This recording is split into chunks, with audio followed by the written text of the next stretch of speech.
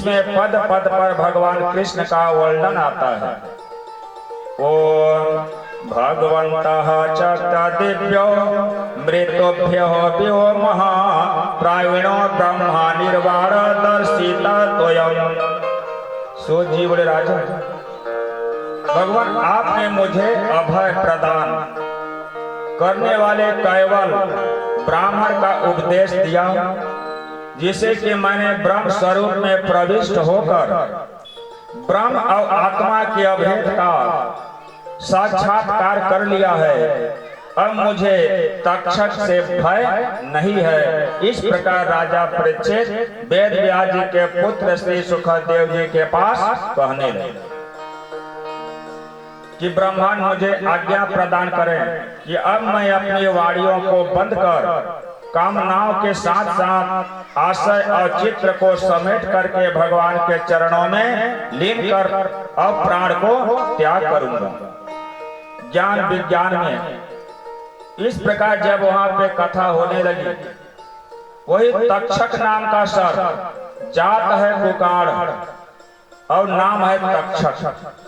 वही तक्षक नाम का सर्प राजा को काटने के लिए जा रहा है। जब जा रहा है काटने के लिए, तो रास्ता में मार्ग में कश्यप नाम के ब्राह्मण मिल गए, जो विष हरण मंत्र को जानते हैं। मार्ग में रास्ता में सर्प के साथ उस ब्राह्मण का मिलन हो गई, जो विष हरण मंत्र को जानता है। अब तक्षक ने मार्ग में कश्यप नामक ब्राह्मण को देखा और सर्प विष हरण करने वाले उस ब्राह्मण को बहुत पूछते हैं, ये ब्राह्मण देवता आप कहाँ जा रहे हैं? ब्राह्मण ने कहा, मैं जा रहा हूँ राजा परीक्षित के घर। बोले क्या करने? बोले तक्षक नाम का सर्प जब जाके काटेगा राजा को, तो मैं झाड़ करके ठीक कर दूंगा, उसका मृत्यु नहीं होगा। और तक्षक के पास पूछे कि तुम कहाँ जा रहे हो? तो सर्प कहा कि मैं ही जा रहा हूँ, राजा को काटूंगा और उसका मृत्यु हो जाएगी। अब उस ब्राह्मण और सर्प का दोनों का बहस होने लगी। ब्राह्मण ने कहा कि तुम काटेगा तो मैं झाड़ करके ठीक कर दूंगा, उसका मृत्यु नहीं होगा। और सर्प कहता है कि मैं काटूंगा तो तुम ठीक नहीं कर पाओगे।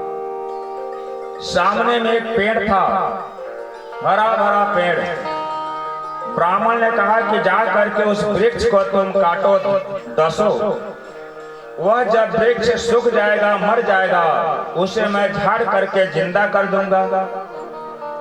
अब सर्प ने गया, उस पेड़ को जब काटता है, वह विष के कारण पेड़ सूख गई।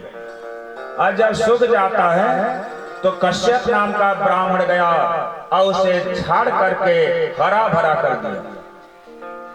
विष में इतना मंत्र होता है, वो झाड़ करके उसे हरा भरा कर दिया। तक्षक ने कहा कि मैं उसे राजा को जाऊंगा काटूंगा, अगर नहीं काटूंगा तो ऋषि महात्मा का जो श्राप है वह श्राप असत्य हो जाएगा। वहीं पे उस ब्राह्मण को वहां से लौटा दिया और सर्प ने उसी ब्राह्मण का भेष धारण करके और राजा के पास जाता है काटने के लिए।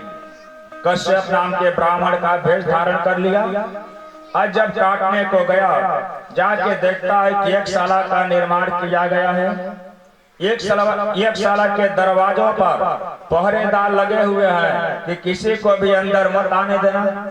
जाके देखा कि यहाँ तो पहरेदार लगे हुए हैं, अंदर नहीं जाने देंगे। अंदर कैसे जाओ?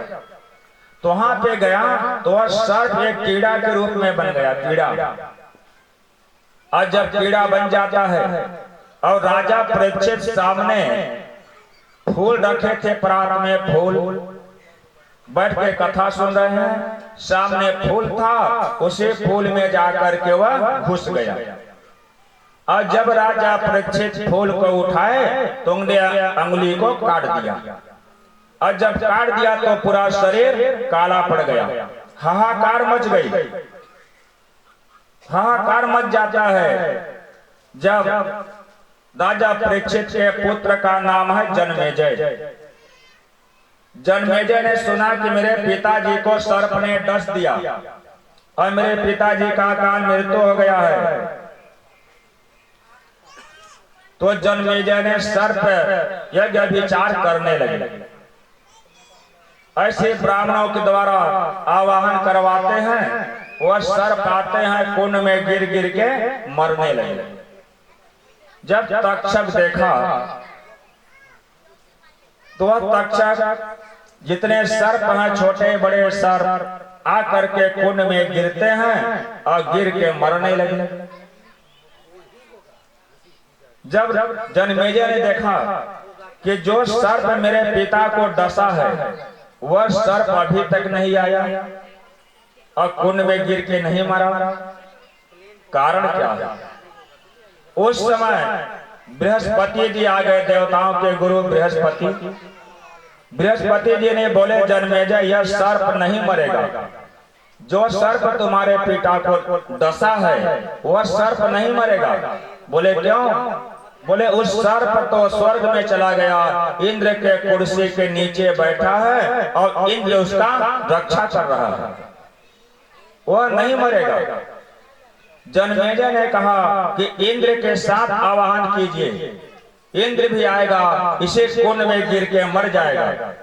जब देवता लोग इंद्र के साथ आवाहन करते हैं तो इंद्र की कुर्सी डगमगाने लगी, आने लगे। बृहस्पति जी बोले, जन्मेजय वह सर्प नहीं मरेगा।